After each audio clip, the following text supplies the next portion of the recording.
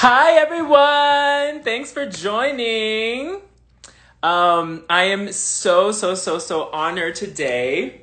Today is our 12th week of Hustle Monday Disco, and it's my pleasure and honor to have our guest, Kathy Sledge, in the room.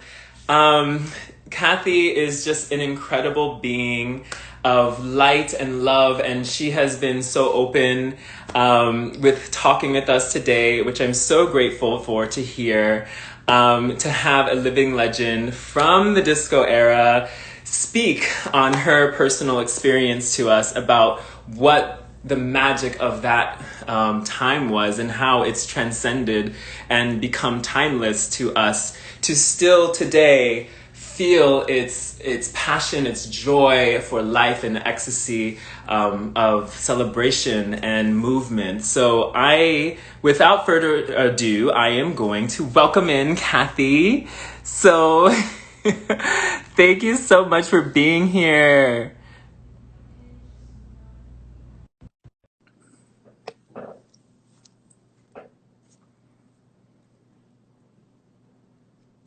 Hey, hello. Hi, I'm setting up my iPad here, so I'm like so close to you. I'm setting up my phone on my tripod. Hi. Wonderful. Can you That's hear good. me okay? I know I'm so close. Give me 2 seconds. No worries. Okay. It's There so, I go. Hey. thank you for being here. Oh, I'm happy to be here. I'm excited. I was watching you dance. I was doing the choreography with you. Thanks. Lost in music. Thank you. I love it. For me, I listening to your music and also just in general, as you know, my passion for disco, I always feel I get lost and transcended to a higher place when I'm You do. You know, I watch you, and I've been watching your challenges. That's how we met. I was like, you were doing the We Are Family Challenge internationally, and I was like, oh, this is so cool, and your energy is amazing. So here we go. Thank you so much. I appreciate that. Yeah, when I started this series, I actually got displaced in California because I was here in the Bay Area Okay. for a hustle event. It was a hustle dance event called Marquee Madness. Um, Okay. Mark Dulé, who runs it, and it's all Right. people from all over the world who come to these hustle dance events, and they Okay. all kinds of music, disco, dance, funk, R&B, soul, house, name it. And we, unfortunately, it was that week where everything just went shut Shut down. down.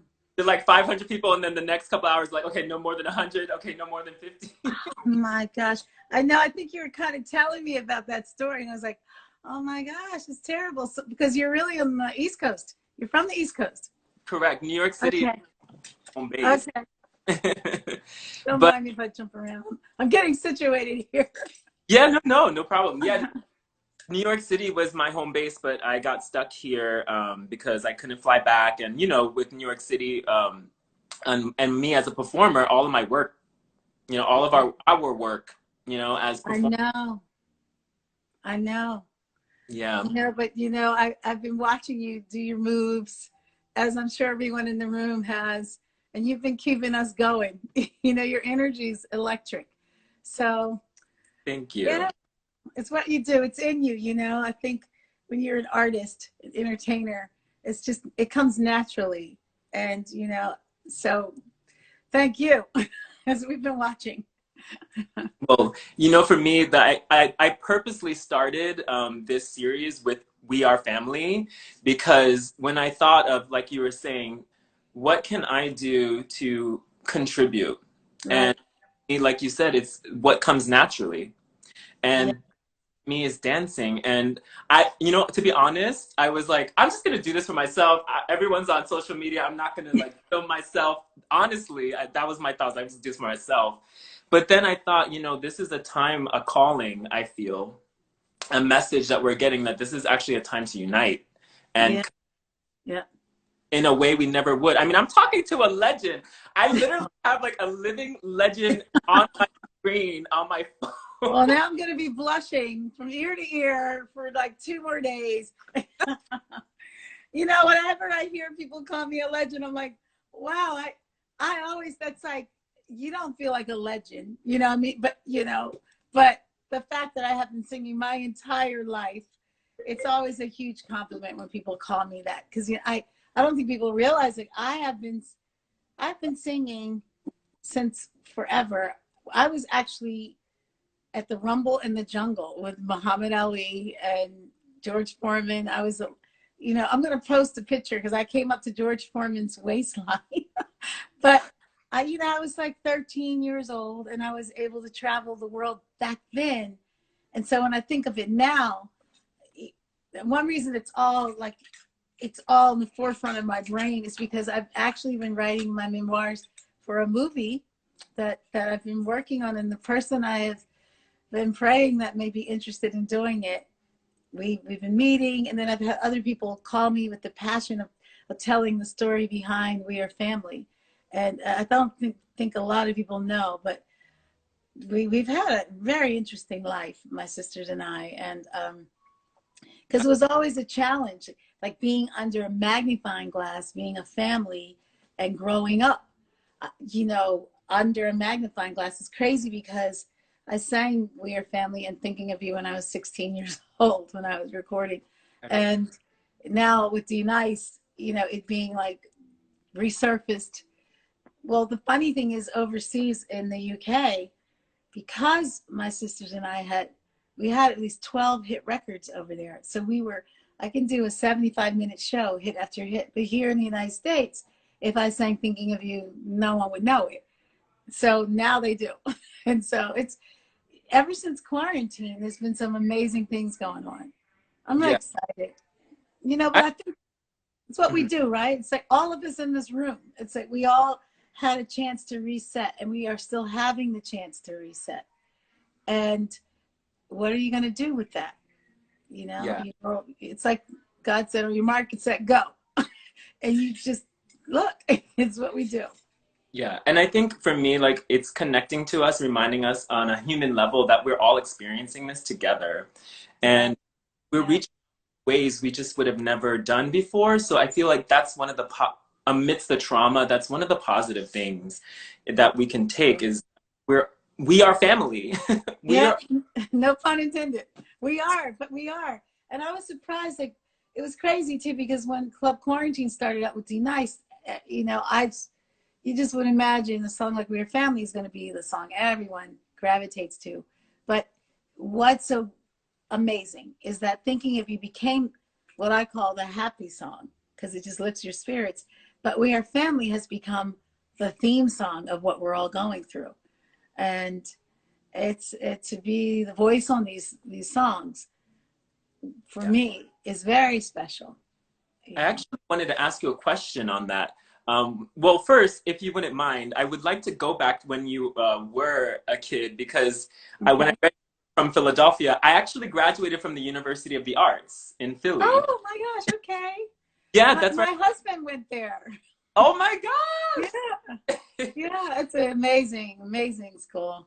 It's like a real life fame, you know, like the whole, but you get to just hone in on your passion at the same time, be your best with everything. And I think a lot of talent comes out of comes through the doors of University of the Arts. So go ahead. You were saying. No, totally. Philly for me was literally the birthplace of my creative artistic expression as a professional. And Philly, as you know, it's historically, for all venues of the arts, is, you know, a pioneering place where things really paved the way for so many artists. And so when I heard you were from Philly, and I've been reading a lot about the music dance culture of the 70s, Philly is actually the birthplace of the disco sound. With when I was reading, there's this book, actually I have it. Was it Vince Montana? Vince Montana. He did the Philadelphia sound, and the sound of Philadelphia Orchestra. Yes. You know, the Soul Train. Do, do, do, do, do, do. Exactly. Yes. The whole Gamble and Huff, of course. Philadelphia. Their institution in Philadelphia. Yeah. So Yeah. when thinking about Gamble and Huff when they started the Philadelphia International Records, Mm-hmm. I was wanting to ask you, like, you since you were amidst all of that with Philadelphia soul and R&B music, and these people starting to create a new sound, Like, um, why weren't we? were you a Why? part? You know what? We get that. That's like the rhetorical question we always get. It's like, why did you guys come out of the Philadelphia Sound? And the truth is, we actually did audition, but we were told we were too young at the time, you know. And I think I must have been around 10, but um, we had to audition the 3 Degrees song. When will I see you again? And we were like little kids. I get it now. They were probably like, they can't sing. They can't sing these lyrics. But we did audition. But what's so crazy for the Sledge sisters, which I prefer to call us, and I'll get to that, is that we you know, and it's I'm reflecting now because I really am writing our memoirs for a movie deal. And you know, we grew up in West Philadelphia on top above a bar. The 5 sisters. My mom held down one, all like 3 jobs, single parent, and we never really. I don't ever really remember saying, "Oh, when I grow up, I want to be a singer." But we always harmonized.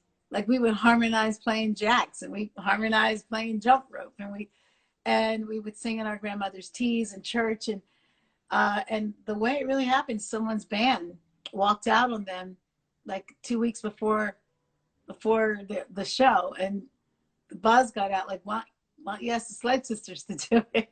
And to myself, I was like, I do this for free. You're gonna pay me for this? It's not just, it made sense, you know. My mom was holding down 3 jobs, and what she made in a week, we could make in one night. And but the truth is, we loved it. We loved singing. And what's interesting is we had hit records even then. We had a hit record when I was 14, 13, over in the UK, but not here. And then we you know, we worked the Why we were is that? in the, Why was the UK more receptive and receiving of your sound and I, aesthetic? I don't even think it was our sound as much as it was that record. You know, my husband used to always say, "He who can name the next hit cast the first stone." And so it just happened. It was perfect timing for the market overseas. And what was interesting is because of that, we would have these hit records. We had a couple of them, and we actually tied with the Commodores at the Tokyo Music Festival when I was like 14 years old. But all this stuff was going on. And then I come home and I get on the bus and I go to school. And here in the United States, so you know, we had a string of hits in other countries when I was a kid. Really, honestly, like a real life Hannah Montana. It really was. It was like I'd get home, I'd get on the bus, I'd see my friends, and they'd say, "What did you do this weekend?" And one would say, "I went to the mall." Somebody else would say, "Oh, I went to I went to the movies," and I would go, "Well, I went to Japan." And you know, after a while, that just didn't it just didn't work. It just felt like you were lying or bragging. So I just started saying I had to work. I went to work. I didn't elaborate. I didn't get into what I did. And in retrospect, it gave me, I believe, a huge balance of, you know, one is your life and one is your job. And you love your work, but your life comes first. So because of that, I was frustrated though, because I would always have records that would do well in other territories, but not here until We Are Family. And then when we did, well, that wasn't even We Are Family. I was just talking to Nile Rodgers the other day because we're rehearsing for a concert, a virtual concert. And Ooh, please share with that with us. Oh my, you're I will. you're I'll getting tell you a lot about of that. love, by the way. There is comments just like coming through all over. Oh, it's my, I mean, this is my family in the room. I see a lot of folks that are always with me in the family room. I see God's lovely lady. Hey, but you know, it's crazy. Niall, he says, you know, you guys, when you do interviews, everyone always asks about your family, but what we don't realize is that our first record here that made noise was He's the Greatest Dancer before We Are Family was released. And it went double platinum as a single. So to be able, you know, it was a blessing, because to be able to have other hits in other countries, but it was frustrating when your friends didn't know that you had records out. And then when you finally do, that makes noise, it gets to be double platinum. So, you know, and the rest was history. It's like we never looked back. We worked, sometimes it felt like one long day. We stayed on the road for, you know, years. How was it with Nile Rodgers, and was it Bernard Edwards, yes, the late Bernard Edwards. You know, Bernard Edwards, he died young, died in his 40s, and it was really tragic how he died. You know, he was performing with Nile overseas in Japan, and the way Nile tells the story is they were playing together on stage, and Nile heard the bass kind of just fall out. You know, it kind of went, he wasn't playing. So Nile's playing the guitar. It might have been a song like Le Freak, you know. And he thought Bernard did it on purpose, and he happens to look over on the side stage, and Bernard he had a really bad flu. And the way that he passed, he had a reaction to a flu shot over there. But he had fallen out from playing, not literally fallen out, but he stopped playing because he was a little exhausted. And they had this conversation. And he said, "You know what, man? I think this music is bigger than us." And that was prophetic, because the music that Nile Rodgers and the late Bernard Edwards, and of course Nile has done on his own from years to come afterwards, huge things, you know. I mean, a lot of people don't know this, but they were known for their hits together. They had you know, from Diana Ross, Upside Down, to, you know, I could go on and on, their own hits. And then they had separate things. I think Robert Palmer, Addicted to Love, that was Bernard Edwards, where David Bowie and the B-52 Love Shack, and, I mean, that was Nile. Madonna things, I think. they trans Robert, Addicted to Love, that was Bernard Edwards, where David Bowie and the B-52 Love Shack, I mean, that was Nile. Madonna things, I think.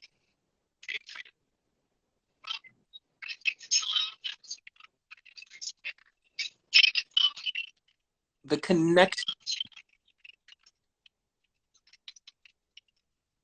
connection got a little wonky. I can't hear you. You can hear me though?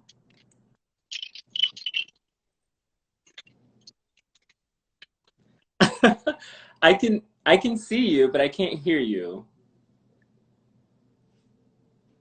Maybe should we restart this? Oh wait, say something. Oh, there you go. Okay, that was weird. Now I can hear you. I don't know. You know, I jokingly on my family room show, and we'll talk about that. I call it my Loving Hands at Home production. That was something I did. I need Kristen. Anyway. But no, that's really how it went. Working with the guys was really interesting, because I'll sit up a little bit. So it was interesting because they were actually, I wasn't allowed to hear the songs until it was time to record them.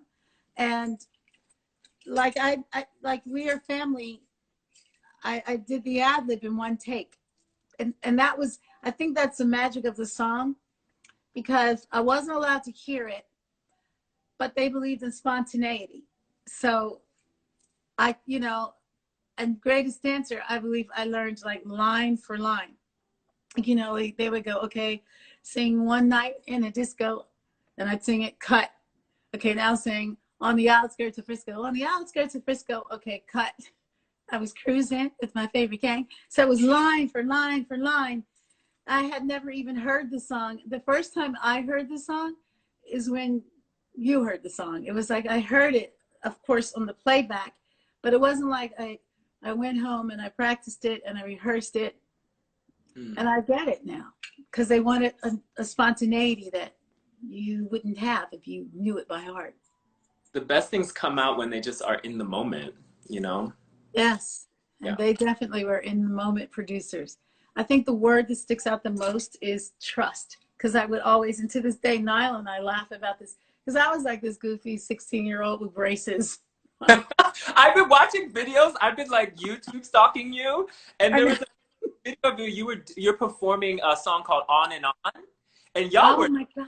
y'all were dancing. You had choreo, and you had your braces. I was like, oh my gosh, I she actually know. had braces. I was a dancing machine. You know, that was in Zaire, Africa. That On and On. And we were performing right before Ali and Foreman did their, the fight in the ring. And I got a very interesting story about that. We were performing in front of 80,000 people. That was way before We Are Family existed. You must have been 12 years old. I was 13. But you know what? We came from the school of, my mother used to always say, never depend on a record. Like, no one reads an old newspaper. She would always say that. And, my mom was like one of the, I believe, in that day, now everyone has their mother as a manager, the momager. But my mother, back then, she broke a lot of barriers down because back then you were considered a backstage mom. But my mom was very shrewd. She was a very good businesswoman. She had the challenge. She has these 5 daughters, and I kid you not, my mom was like a splitting image to Dorothy Dandridge. So I can imagine some of the things that she went through. And now that I'm going through the memoirs and talking about this to different people who may be interested in my film, these are the stories that are coming out. But she actually, when we were in Zaire, she used to always tell us, concentrate on the show. We used to learn the songs that were current then, and On was one of them. And I always loved Gladys Knight songs, and so On and On, neither one of us. But you're right, I had my braces. I used to keep my microphone here, so no, oh my goodness. Your father was, I was reading up about your family. You hail from an incredibly artistic family. Your father was also a Broadway performer and like a... Yeah, my father, if you Google Fred and Sledge, it will say he was one of the first African Americans to break the barriers on Broadway. He danced in Kiss Me Kate. He was a tap dancer, what they called back then a hoofer. And my father was like the Nicholas brothers. He had his dancing partner, and they danced in Kiss Me Kate on Broadway, which in the song Too Darn Hot. And that was a milestone to do, to be able to perform and to be able to be in the cast in that era. And that is where he met my mom. My grandmother, which is, no one really knows about this, but our grandmother was the one that actually gave us an appreciation for music. She was an opera singer, and she was a protege with Mary McLeod Bethune. Wow. She went to Bethune-Cookman College. So music has always been, it's always been in our generations and always been instilled. But again, it's like, I don't ever recall me growing up saying, oh, when I grow up, I want to be a singer. It was destiny. So you didn't, with the accolades and accomplishment with your parents and also your grandparents, did you feel, you never felt that pressure to have to pursue the same artistic? No, I think, again, like, I believe that music was always my destiny. I don't necessarily think that it may have been all of ours. I think that, like, I know my sister Joni, who we lost. Joni loved acting. She had a passion for it, and she loved Broadway. She loved acting, and she was a great singer as well. I think her passion was more acting than performing. It becomes your passion, if it's what you do. And my sister Debbie is an amazing artist. She paints I'm not exaggerating, like a Michelangelo. Debbie's an amazing artist. She went to the Tyler School of Art and Cornell, and the dean of the college of Tyler School of Art, of the Fine Arts Department, said she was one of the greatest fine art students to ever walk through their doors. And wow. Then Kim has always, my sister Kim has always had a passion for law and for, and she also has her gospel music that she loves and that she writes and does beautiful gospel projects. And then my sister Carol, who is the oldest, that Dick Clark used to call her the closet sister. And that's because whenever Debbie was on maternity leave, Debbie has 6 kids. Whenever Debbie was on maternity leave, Carol would pop in there, and she became like the sister, kind of like the Rebe Jackson and the Jacksons. She was like the sister that wasn't like necessarily in the group, but she was always there, and she was always there when my sister Debbie was on maternity leave. So you'll see different pictures, and you'll see, you know, the 5th sister sometimes with us. So yeah. That's so beautiful. Yeah, I resonate. That resonates with me. My father, who passed away actually February 12th this year. oh, sorry. It's okay. He's with us. I always say that us, no matter where we go, they're always with us in our memory and in our spirit. And my dad was a jazz musician. His sister as well. They both play trumpet. So Wow. I grew up in listening to Dizzy Gillespie, Miles Davis, John Coltrane, all the greats. Wow. That experience in the home. And then my mom is from the Ivory Coast, West Africa. Wow. Actually born there in Cote d'Ivoire, in Abidjan, the capital. Yeah. They met in Illinois. It's a long story, but my grandmother, who passed 4 years ago, sorry, her mom was a dancer in her tribe Bete. They were known for they were an all-female troupe, and they would dance and perform all over. So Wow. my mom would teach us, I have 2 older sisters, in the living room. She'd push away the coffee table. Really just like observe my mom, and she'd be cooking too at the same time, and she would wear all of her, you know, traditional garment. She just loved it, and so our home was filled with it. But we never, when I tell my mom I'm gonna be a dancer, she flips. She's like, "What? Who gave you that idea?" Like she didn't. I'm like, your passion and your joy for this made me want to do it. Yeah. But I just found that interesting that, you know, I never thought I would become an artist as a career. It was just something, like you said, I just knew that it was something that I enjoyed, and brought me happiness and connected me with my community, my family, and who I was. But I think at one point you realize that also you as an artist, it allows you to become multifaceted. Like you were saying, you can do so many things as an artist beyond just singing or just dancing, because actually this is a quote from Fulami, who I'll be interviewing next week. She's one of the lead singers currently with Chic. Yes. Oh, yeah. I love her. I know her well. Yes, She's a sweetheart.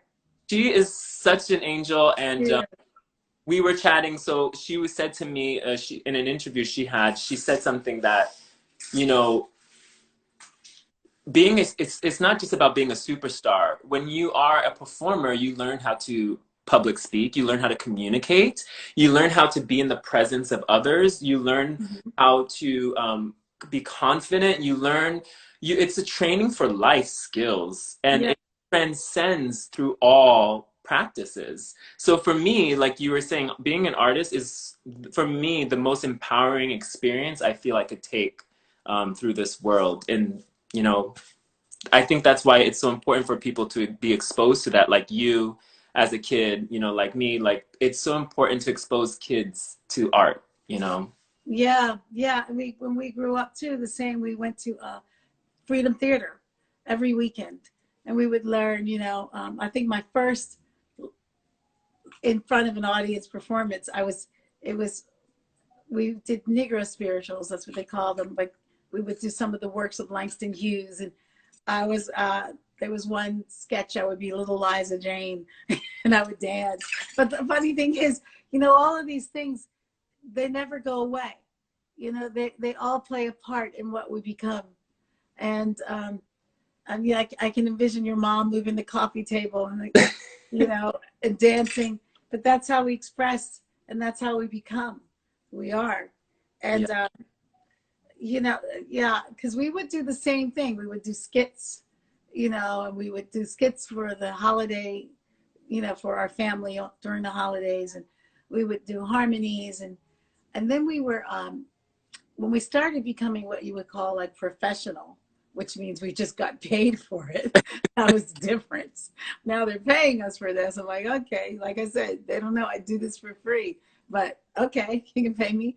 But we did, we were, we were blessed that we actually had so many different kinds of music that we were raised on, the same like you. In our case, we would learn a lot of the show tunes that were out then, and we would watch a lot of the Broadway plays and show tunes that were out, and West Side Story, the songs from West Side Story. I mean, two sisters were the Jets and two were the Sharks. You know, we would do the choreography in the living room, and then we would sing all the songs from Mary Poppins, Let's Go Fly a Kite, and we would do these things in harmony, and that became our repertoire. We started learning these songs, and little did we know that this is something that we were going to be doing for most of our lives. But and thank goodness. thank you. You know, it's funny too. Even our name was a mistake. We're the Sledge Sisters, and to this day, I prefer to be called the Sledge Sisters when you get to know our story. But I think that a DJ was drunk one night, or the MC, and he introduced us backwards. You know, introducing Sister Sledge. And I remember our oldest sister, Carol, she was with us that night. She goes, "That's kind of cool. You should keep it." We're like, he said our name backwards. We're the Sledge Sisters. She's like, but it has like a ring to it. And that's how it happened. And so, but I think everything's destiny. You know, we didn't plan that, but we kept it and we became that. I danced for Martha Graham Dance Company. Wow, nice. Yes, I was a principal dancer for Martha Graham Dance Company. I danced with them for over 7 years. And so Martha Graham, I hold her philosophies deep in my heart. And she said to what you were saying, she says, you don't choose dance, dance chooses you. Yeah, that's so true. Are chosen. We are just the vessel. Yeah. And especially when you have this gift of dance, it's like, you know, you have to explore, you have to use it, you have to share it. Yeah. Or you know, yeah. That's how I feel with singing and music. And I want to segue into the dance aspect because, you know, this is like a dance and music session. And so I was just watching videos of you and your sisters performing, and I was just like, you were doing legit choreography on the stage. There is a performance of you doing He's the Greatest Dancer. There was a live one. I think it was on VH1. Yeah. And it was like a music video. You were all in all red. Oh, yeah. Oh my goodness, y'all! You were doing You like have to do the kicks and the turns. You know, yeah. But that's funny you should say that, and only a dancer would know this. That's why you know. But we had ballet lessons then, and there was a step. He's the greatest dancer. And we go, you know, that I've ever, and now this would be my leg that I've ever seen. Like the step was, your leg had to go past your ear. I mean, you know. But we had ballet, and we were trained to be able to really know the choreography and do it full on. And we won in the Millennium. We won, I think, the 4th or 5th group of the Millennium with the VH1 Awards. And I have a really dear friend, Lloyd. I don't know if you're in the room, Lloyd Winston. But he's, you know, I watched it. I think the Destiny's Child, Beyonce, they gave the award on television. They awarded, you know, Sister Sledge. It wasn't the situation where you're there, you accept it. But we came in 5th. And in this speech he gave, she talked about how they always wanted to be like Sister Sledge. And I had heard that of the Braxtons too, you know. But what I hear and what I'm most proud of, and Lloyd told me, did you watch it carefully? Did you watch the sequence of the acts as they won through the years? Who won before us, because we came in 5th. And he said, I want you to go back and watch it. He said, because you were the girl group, this is really interesting, that incorporated dance and choreography first. Before us, it was gowns, you know, like the Supremes and the 3 Degrees, which is beautiful and glamour. I can't even imagine myself in a gown. But, you know, and then, you know, yeah, we brought the dance too. We brought choreography full on. And after us, you had the Spice Girls and the TLCs and so Sister Sledge was like the first girl group to ever really do full-on choreography like that. And because of that, now, because I produce live shows now, especially festivals overseas, now that our music is resurfacing overseas, it was just resurfacing right when this whole pandemic happened. And I started producing live performances, and I would have the choreographer. And I know you really understand this because you noticed that step. I had the choreographer teach the dancers that I use. I use a lot of the dancers in the UK and some here when we perform here. But I said, I want you to match the steps exactly. And in the backdrop, I have a huge screen of the original sisters. So, you know, the original sisters are doing the moves on film, and the dancers are actually matching the steps, but they have an edge to it. It's, you know, it's much, I guess you could say, more relevant. The moves are. But what I'm really doing is I see so many generations out there. I see generations that grew up with my music, and I see some that weren't even born when I sang We Are Family. And it's a way of showing them what this group stood for and what the mark that we left in the industry, you know. And so that's important to me. And that's why I'm so happy you're here. That's why I was like, oh my gosh. I was like, I have to ask to interview and speak with you, because for me, music and dance are symbiotic. You know, music makes you move, and the movement it sings, you know? Yeah. Yeah. And so it's so wonderful to see artists like you and your sisters coming together and presenting that, you know, to the mainstream world, because that takes a lot of skill and it takes a lot of, you know, practice.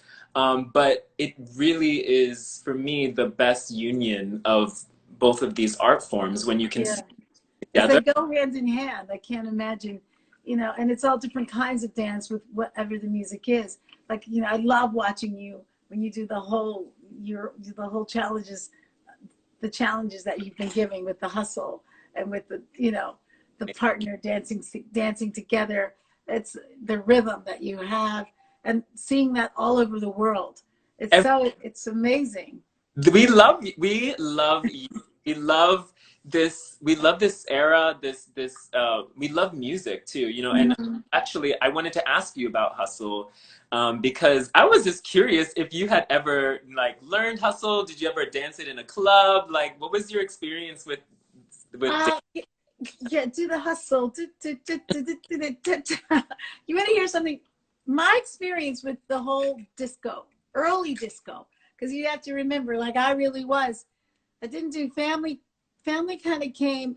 Family happened around the disco era, but before all that, it was like Saturday Night Fever, and you know, I remember I used to, you know, my sisters and I used to work all of those clubs up and down the New Jersey Turnpike, you know, you know, before we were family. So I would, you know, I would sometimes feel like I was walking on the set of Saturday Night Fever when I was a kid, and I'd go into these clubs. We go backstage until the show. But with that said, I never got a chance to really be a part of that scene. I was always working it, and I was kind of young to be able to go in the clubs. Like I did have an experience at Studio 54. oh You shit. know, I did. I was, again, like the record company arranged that we could go in because I was a minor, but I remember going in and sitting and watching the crowd. And I just recorded "He's the Greatest Dancer." And this is a cool story because I don't think I've ever shared this story. Um, the lyrics, you know, one night in a disco on the outskirts of Frisco, I was cruising with my favorite gang. And then you start describing this dancer. He wears the finest clothes the best designers heaven knows, from his head down to his toes. Halston Gucci, Fiorucci.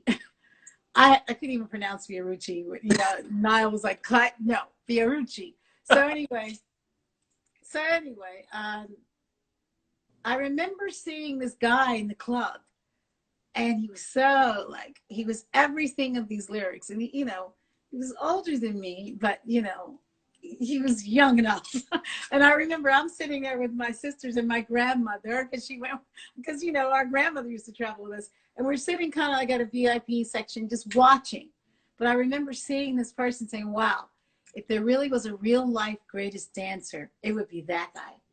And as it turned out, later I got to meet him, and we became friends. And it was Mario Van Peebles when he was an actor. I mean, he was a model. It was Wow. much younger than he, you know, he went on to do more, you know, acting. But I always think of that story because it was so descriptive. The lyrics were as if it had happened to me, and then actually it did, you know. But that was my Studio 54 experience, just kind of watching. It was like a movie, you know, just watching people come through. And of course, I wasn't of age to be on the dance floor, but I got a chance to see it and experience that. What was the atmosphere like there that you remember observing? Like the people and the from what I've read, it was diverse space, very fluid. You know, you would. The first word that comes to mind is exotic. It was everyone was in their own space and doing their own thing, and the music just took control of everything. And it was a very interesting time, of course, in retrospect. But I think the one most important thing with dance music, you can call it dance, house, disco, is I think the common part about all of that is that it's uplifting. It lifts you. And to be a voice on so many songs that we've danced to on the dance floor is huge to me. So I think, if anything, if it's music that lifts you and makes you feel good, then that's what I felt that night. That's what I think we'll always feel when it comes to certain kinds of music in that genre. You know, that's what literally pulled me into the hustle community in New York when I discovered it, which, by the way, people are still doing hustle all over the world, and it's evolved. So I can see how it would. I can see how it is. You know, a lot of people think when disco declined that hustle just stopped, but it never did. It kept evolving with the popular contemporary music of each decade and its time. And so you can dance now, like I was saying, to many, many genres of music. And it's also had a major resurgence within the young dance community with, you know, people from breaking, from popping, whacking, voguing. Yes. Isn't that amazing? I think that's always amazing when it happens, when it just has a whole new life. It has. When you think about it, it's new to, and that's how I think it is with my music, especially when I'm performing it overseas. It's new to a whole new generation, and if it's good music, it's going to resurface. Exactly. Yeah.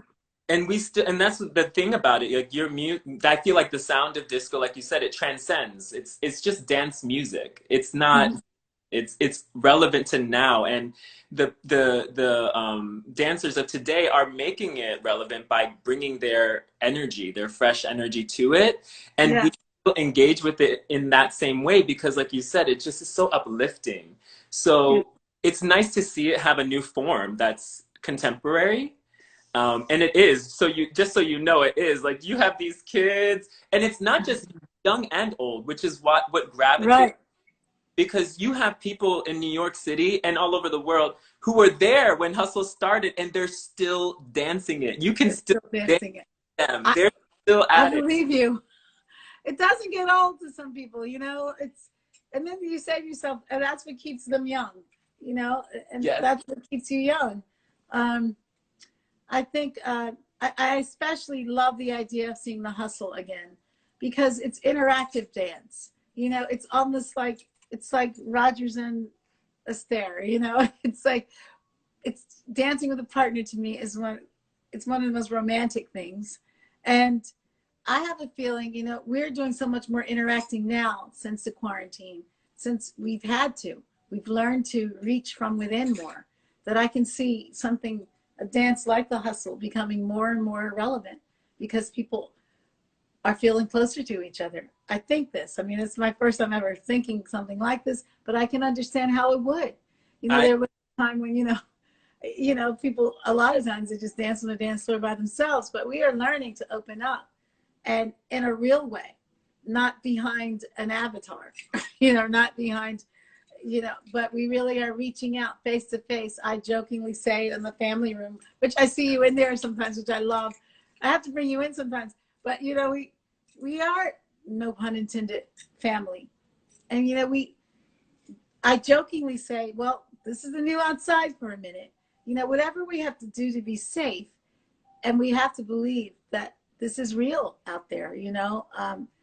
It's very real. And you have to respect the virus, respect it, because it doesn't really respect us, you know. And with that said, this has become a way of reaching, and we're not just talking, we're really connecting.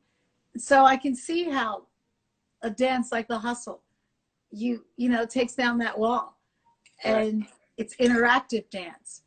Yeah. And I can imagine it becoming explosive all over again. That's the You already know it is, because this is a world that you're in, but I can see it becoming contagious. well, we're a loving community, so our goal is just to keep growing and spread our love for this dance and the music to everyone. So you hit it on the nose. That is the goal. And, you know, speaking with what you were saying with COVID, you know, that's why we're like, if you look at, there's so many dancers, hustle dancers, who are just dancing all over the world, still at it in the ways that we can right now with this barrier. Mm-hmm. But do know we have every intention, once this does pass, because this too. I know. You're not going to be able to keep people apart from each other. Like, I can touch you and dance. We are going to be ready to just jump right back in, because it's our home. It's home for us, you know. And for me, it's, you know, so much has been threatened, but for me, hustle partner dance, you know, has been threatened the most, because the sense of touch is completely voided now. We can still see, we can still speak, we can hear, we can listen, we can taste, we can smell, but we cannot touch each other. And you know, that's true. You're right. It will be one of the last things that comes back.